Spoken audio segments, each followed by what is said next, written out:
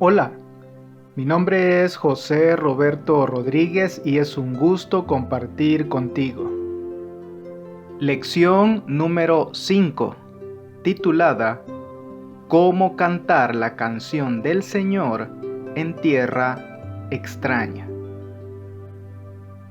El texto bíblico base para el estudio de esta semana se encuentra en el libro de Salmos, el capítulo 137, verso 4, en el cual leemos lo siguiente: ¿Cómo habíamos de cantar canción del Señor en tierra extraña? No necesitamos adentrarnos en el libro de Salmos para descubrir que los salmos se expresan en un mundo imperfecto, lleno de pecado, maldad, sufrimiento y muerte. La creación, estable y dirigida por el Señor soberano y sus leyes justas, se ve constantemente amenazada por el mal. A medida que el pecado corrompe el mundo cada vez más, la tierra se ha convertido más en una tierra extraña para el pueblo de Dios. Esta realidad le plantea un problema al salmista: ¿cómo vivir una vida de fe en una tierra extraña? Como ya hemos visto, los salmistas reconocen el gobierno soberano y el poder de Dios, así como sus justos juicios. Saben que Dios es la ayuda y el refugio eternos e infalibles en tiempos de angustia. Por eso, los salmistas se sienten a veces perplejos, y quién no, ante la aparente ausencia de Dios y la prosperidad del mal frente al Señor soberano y bueno. La naturaleza paradójica de los salmos como oraciones se demuestran en las respuestas de los salmistas al aparente silencio de Dios. En otras palabras, los salmistas responden a la aparente ausencia de Dios, así como a su presencia. Los días del mal. Leamos en Salmos el capítulo 74, versos 18 al 22. Acuérdate de esto, que el enemigo ha afrentado a Jehová, y pueblo insensato ha blasfemado tu nombre. No entregues a las fieras el alma de tu tórtola, y no olvides para siempre la congregación de tus afligidos. Mira al pacto, porque los lugares tenebrosos de la tierra están llenos de habitaciones de violencia. No vuelva avergonzado el abatido, el afligido y el menesteroso alabarán tu nombre. Levántate, oh Dios, aboga tu causa. Acuérdate de cómo el insensato te injuria cada día. Y capítulo 79, versos 5 al 13. ¿Hasta cuándo, oh Jehová, estarás airado para siempre? ¿Arderá como fuego tu celo? Derrama tu ira sobre las naciones que no te conocen y sobre los reinos que no invocan tu nombre, porque han consumido a Jacob y su morada han asolado. No recuerdes contra nosotros las iniquidades de nuestros antepasados. Vengan pronto tus misericordias a encontrarnos, porque estamos muy abatidos. Ayúdanos, oh Dios de nuestra salvación, por la gloria de tu nombre, y líbranos, y perdona nuestros pecados por amor de tu nombre. Porque dirán las gentes: ¿dónde está su Dios? Sea notoria en las gentes delante de nuestros ojos la venganza de la sangre de tus siervos que fue derramada. Llegue delante de ti el gemido de los presos. Conforme a la grandeza de tu brazo preserva a los sentenciados a muerte, y devuelve a nuestros vecinos en su seno 7 tantos de su infamia, con que te han deshonrado, oh Jehová. Y nosotros, pueblo tuyo y ovejas de tu prado, te alabaremos para siempre. De generación en generación cantaremos tus alabanzas. ¿Qué está en juego aquí? El salmista trata de comprender el gran conflicto entre Dios y los poderes del mal y señala la insondable paciencia de Dios, así como sus infinitas sabiduría y poder. El problema del mal en Salmos es principalmente teológico. Inevitablemente se refiere a cuestiones sobre Dios. Así, la destrucción de Jerusalén y del templo se considera principalmente un escándalo divino, porque les dio a los paganos la oportunidad de blasfemar contra Dios. La herencia de Dios, el pueblo de Israel, es la señal de su elección divina y de su pacto, que nunca fallarán. El concepto de la herencia de Dios también contiene una dimensión del tiempo del fin, ya que un día todas las naciones se convertirán en la herencia de Dios y lo servirán. La noción de que las naciones invadieron la herencia de Dios amenaza estas promesas divinas. Indudablemente, el salmista reconoce que los pecados del pueblo corrompieron la relación del pacto entre el pueblo y Dios y trajeron sobre el pueblo todas las consecuencias. La supervivencia del pueblo depende únicamente de la intervención misericordiosa de Dios y de la restauración del vínculo del pacto, mediante la expiación del pecado. El Señor es el Dios de nuestra salvación, lo que refleja la fidelidad de Dios a sus promesas del pacto. No obstante, más importante que la restauración de la riqueza de Israel es la defensa del carácter de Dios en el mundo. Si los actos malvados de las naciones quedan impunes, parecería como si Dios hubiera perdido su poder. Solo cuando Dios salve a su pueblo, su nombre será justificado y enaltecido. Al igual que hoy, el mismo principio existía en aquel entonces. Nuestros pecados, nuestras recaídas, nuestras maldades pueden desprestigiarnos no solo a nosotros, sino también, lo que es peor, al Dios cuyo nombre profesamos. Nuestras malas acciones erróneas suelen tener efectos espirituales perjudiciales también para nuestro testimonio y nuestra misión. ¿Cuántas personas se han alejado de nuestra fe por las acciones de quienes profesan el nombre de Cristo? El honor de Dios, el honor de Cristo están comprometidos en la perfección del carácter de su pueblo. ¿Cómo entiendes esta importante verdad y qué debería significar para tu vida cristiana? A las puertas de la muerte. Leamos en Salmos el capítulo 41, los versos 1 al 4. Bienaventurado el que piensa en el pobre, en el día malo lo librará Jehová. Jehová lo guardará y le dará vida. Será bienaventurado en la tierra, y no lo entregarás a la voluntad de sus enemigos.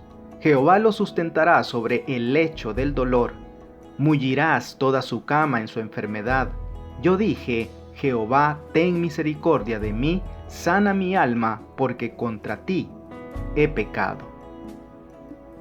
Salmo 88, versos 3 al 12. Porque mi alma está hastiada de males, y mi vida cercana al Seol. Soy contado entre los que descienden al sepulcro. Soy como hombre sin fuerza, abandonado entre los muertos, como los pasados a espada que yacen en el sepulcro, de quienes no te acuerdas ya, y que fueron arrebatados de tu mano. Me has puesto en el hoyo profundo, en tinieblas, en lugares profundos. Sobre mí reposa tu ira, y me has afligido con todas tus ondas. Sela. Has alejado de mí mis conocidos, me has puesto por abominación a ellos. Encerrado estoy y no puedo salir. Mis ojos enfermaron a causa de mi aflicción. Te he llamado, oh Jehová, cada día. He extendido a ti mis manos. ¿Manifestarás tus maravillas a los muertos? ¿Se levantarán los muertos para alabarte? Sela. ¿Será contada en el sepulcro tu misericordia o tu verdad en el Abadón? ¿Serán reconocidas en las tinieblas tus maravillas y tu justicia en la tierra del olvido? Y Salmo 102, los versos 3 al 5, 11, 23 y 24. Porque mis días se han consumido como humo y mis huesos cual tizón están quemados. Mi corazón está herido y seco como la hierba, por lo cual me olvido de comer mi pan. Por la voz de mi gemido, mis huesos se han pegado a mi carne. Mis días son como sombra que se va, y me he secado como la hierba. Él debilitó mi fuerza en el camino, acortó mis días. Dije, Dios mío, no me cortes en la mitad de mis días, por generación de generaciones son tus años. ¿Qué experiencias describen estos pasajes? ¿Y cómo te identificas con lo que aquí se dice? Estas oraciones para salvarse de la enfermedad y la muerte demuestran que los hijos de Dios no están exentos de los sufrimientos de este mundo. Los salmos revelan las terribles aflicciones del salmista. Está sin fuerzas, marchitándose como la hierba, sin poder comer, apartado con los muertos, yace como los muertos en la tumba. Es repulsivo para sus amigos, está sufriendo y desesperado. Sus huesos se le pegan a la piel. Muchos salmos presumen que el Señor ha permitido las dificultades a causa de la desobediencia de Israel.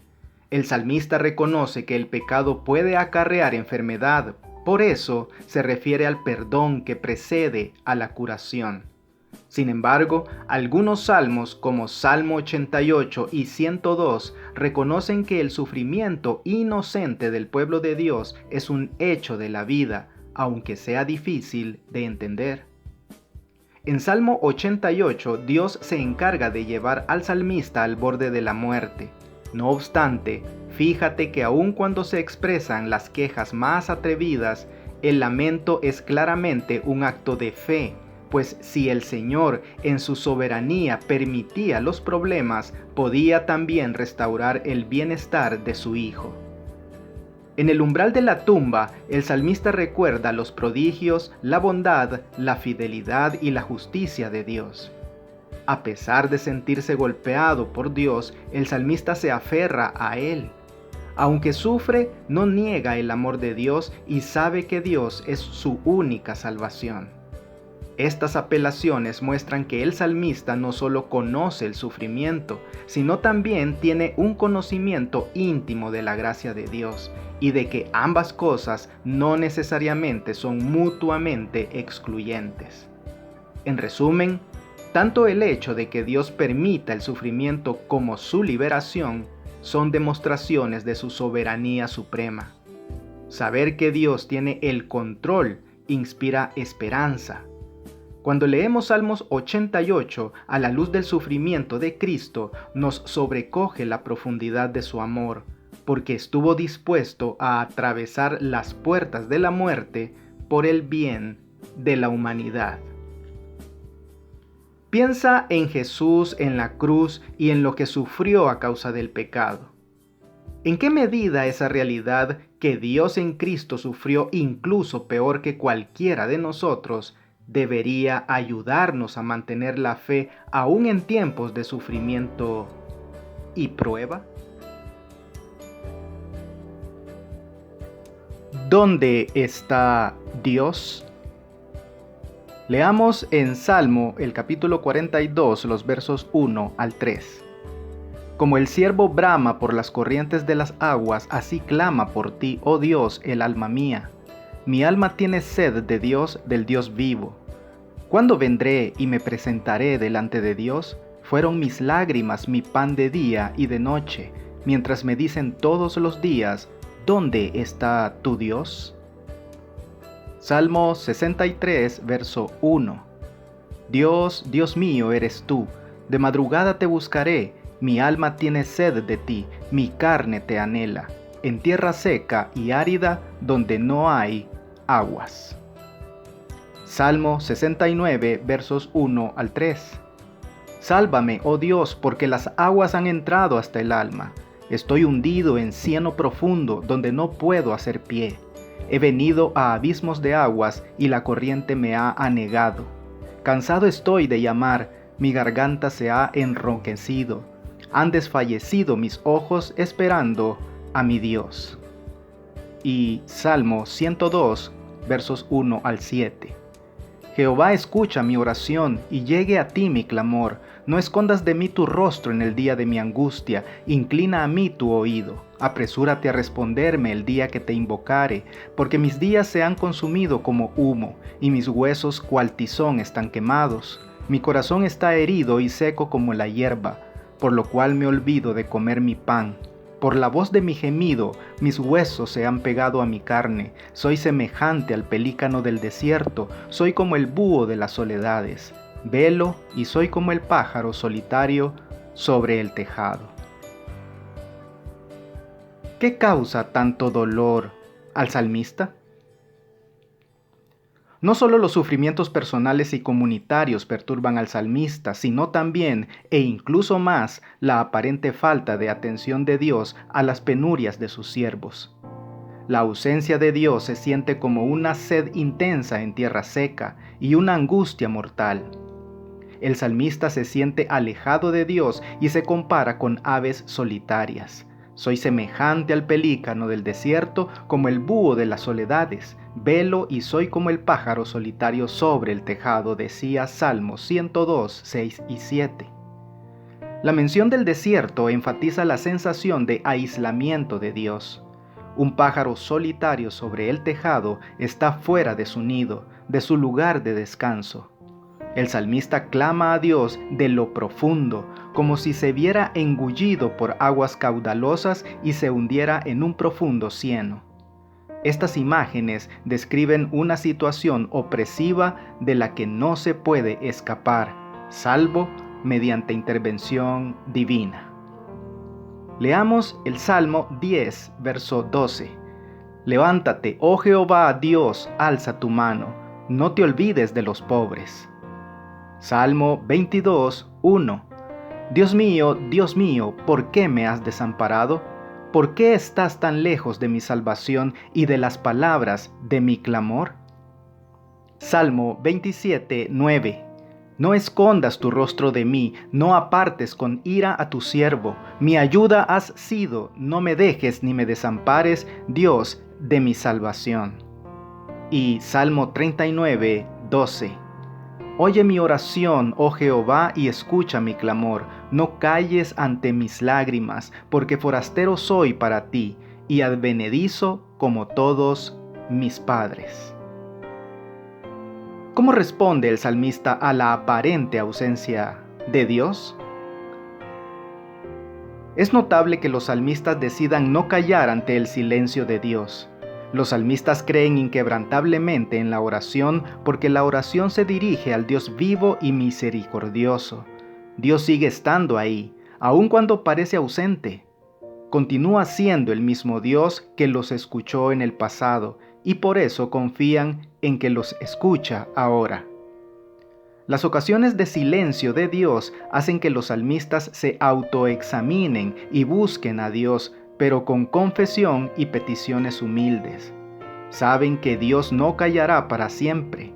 Los salmos demuestran que la comunicación con Dios debe continuar, independientemente de las circunstancias de la vida.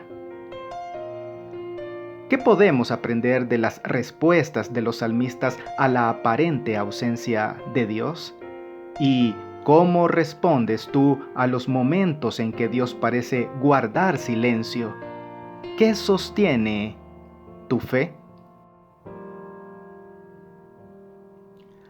¿Ha fallado para siempre su promesa? Leamos el Salmo 77. Con mi voz clamé a Dios clamé y Él me escuchará. Al Señor busqué en el día de mi angustia, alzaba a Él mis manos de noche sin descanso. Mi alma rehusaba consuelo, me acordaba de Dios y me conmovía. Me quejaba y desmayaba mi espíritu. Sela. No me dejabas pegar los ojos. Estaba yo quebrantado y no hablaba. Consideraba los días desde el principio, los años de los siglos. Me acordaba de mis cánticos de noche. Meditaba en mi corazón y mi espíritu inquiría. ¿Desechará el Señor para siempre y no volverá más a hacernos propicio? ¿Ha cesado para siempre su misericordia? ¿Se ha acabado perpetuamente su promesa? ¿Ha olvidado Dios el tener misericordia? ¿Ha encerrado con ira sus piedades? Sela. Dije, enfermedad mía es esta, traeré pues a la memoria los años de la diestra del Altísimo, me acordaré de las obras de Yah, sí, haré yo memoria de tus maravillas antiguas. Meditaré en todas tus obras y hablaré de tus hechos. Oh Dios, santo es tu camino. ¿Qué Dios es grande como nuestro Dios? Tú eres el Dios que hace maravillas. Hiciste notorio en los pueblos tu poder. Con tu brazo redimiste a tu pueblo, a los hijos de Jacob y de José. Sela. Te vieron las aguas. Oh Dios, las aguas te vieron y temieron. Los abismos también se estremecieron. Las nubes echaron inundaciones de aguas, tronaron los cielos y discurrieron tus rayos. La voz de tu trueno estaba en el torbellino, tus relámpagos alumbraron el mundo. Se estremeció y tembló la tierra. En el mar fue tu camino y tus sendas en las muchas aguas, y tus pisadas no fueron conocidas. Condujiste a tu pueblo como ovejas por mano de Moisés y de Aarón. ¿Qué experiencia está viviendo el autor? Salmo 77 comienza con una súplica de ayuda a Dios llena de lamentos y dolorosos recuerdos del pasado. Todo el ser del salmista se dirige con luto a Dios. Se niega a dejarse consolar por cualquier alivio que no provenga de Dios. No obstante, recordar a Dios parece intensificar su angustia. Me acordaba de Dios y gemía, dice Salmo 77:3. La palabra hebrea amá, gemir, a menudo representa el rugido de las aguas embravecidas. Del mismo modo, todo el ser del salmista se encuentra en un estado de intensa inquietud. ¿Cómo puede el recuerdo de Dios producir sentimientos tan fuertes de angustia? Una serie de preguntas inquietantes delatan la causa de su angustia. ¿Ha cambiado Dios? ¿Es posible que Dios traicione su pacto? El marcado contraste entre los actos salvíficos de Dios en el pasado y su aparente ausencia en el presente hace que el salmista se sienta abandonado por Dios. Si Dios ha cambiado, entonces el salmista no tiene esperanza, una conclusión que se esfuerza por rechazar. Mientras tanto, el salmista no puede dormir porque el Señor no lo deja dormir. Esto nos recuerda a otros personajes bíblicos cuyo insomnio fue utilizado providencialmente por Dios para prosperar sus propósitos. La larga noche de insomnio hace que el salmista considere los pasados actos de liberación del Señor, pero con nueva determinación. La seguridad que el salmista recibe de Dios no consiste en explicaciones sobre su situación personal, sino en una confirmación de la fidelidad y la confianza de Dios. Se anima al salmista a esperar en el Señor con fe, sabiendo que Él es el mismo Dios que realizó milagros en el pasado de Israel.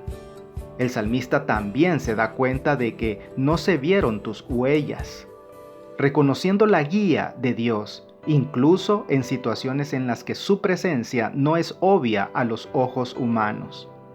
El salmista reconoce que Dios se revela y se oculta simultáneamente, y por eso ofrece alabanzas a las sendas misteriosas y soberanas del Señor.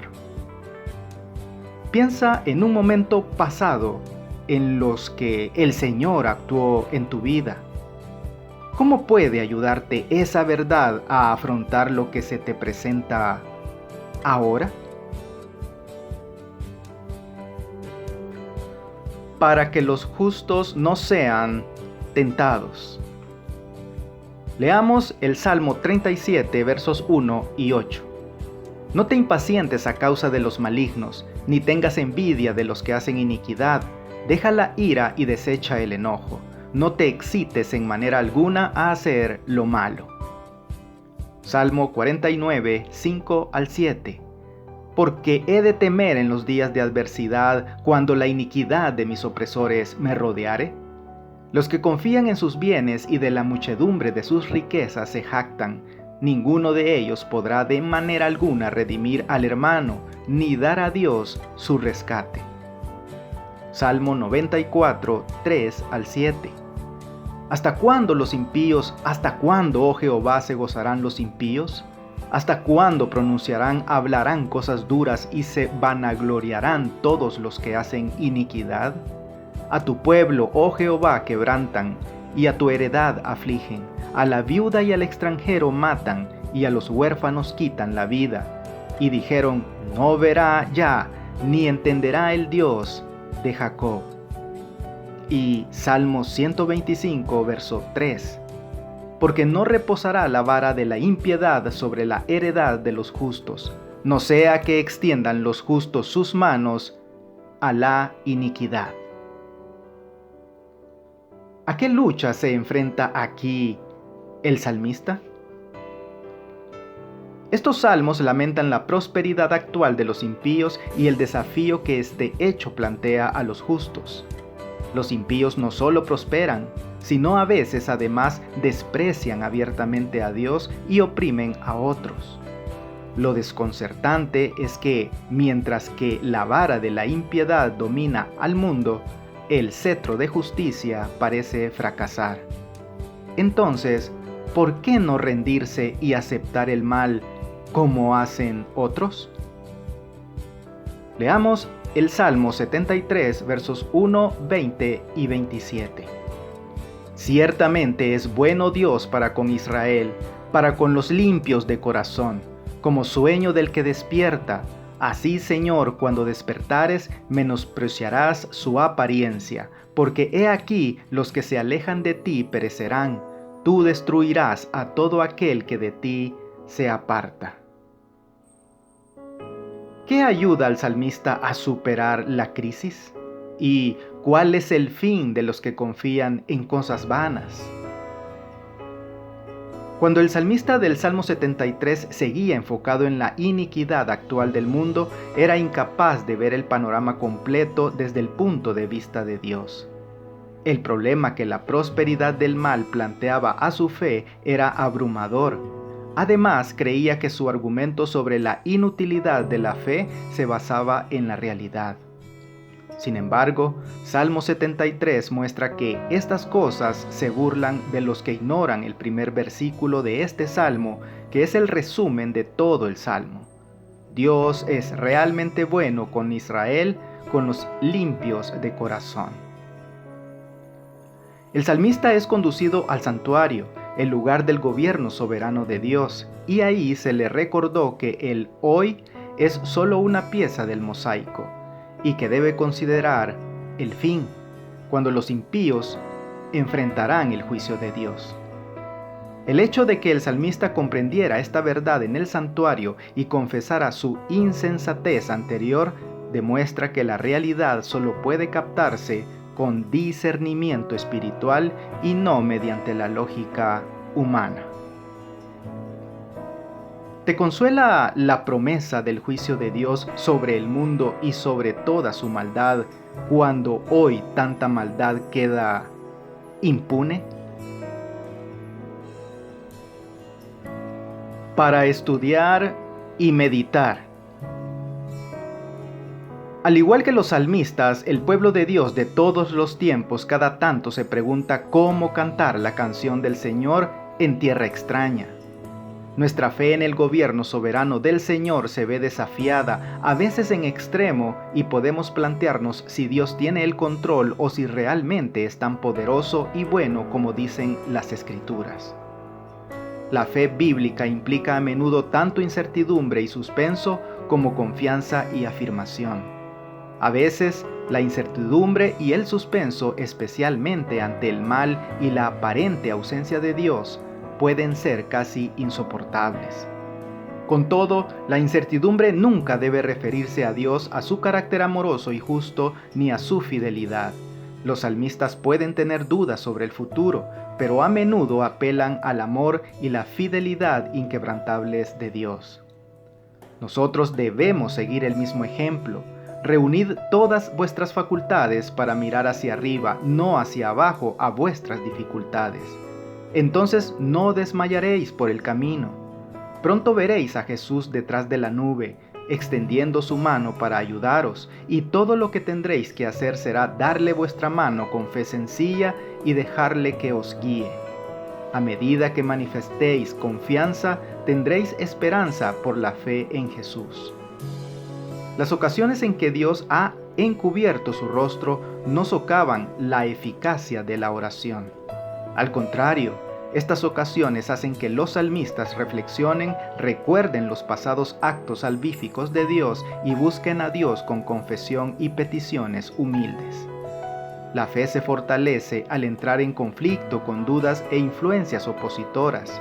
La experiencia obtenida en estas pruebas es de más valor que las joyas más costosas. Y ahora, algunas preguntas para dialogar. ¿Qué tensiones experimentaron los salmistas frente al mal? ¿A qué tensiones similares te has enfrentado tú y cómo las has afrontado? ¿Cómo conservas la fe durante estos tiempos? ¿Dónde debemos buscar respuestas cuando nuestra fe en Dios es puesta a prueba por las dificultades o por personas cuyos propios sufrimientos les hacen cuestionar la bondad y el poder de Dios? ¿Cómo responder la pregunta común sobre el mal en un mundo creado y sostenido por un Dios de amor todopoderoso? ¿Cómo ayuda la temática del gran conflicto a responder, al menos en parte, a este desafío? Que Dios te bendiga. No olvides apoyar este ministerio suscribiéndote a mi canal de YouTube. Con esto tendrás acceso a un video resumen completamente ilustrado y animado de la lección de escuela sabática para adultos al inicio de cada semana. Espero tus likes y tus comentarios de la lección. Bendiciones.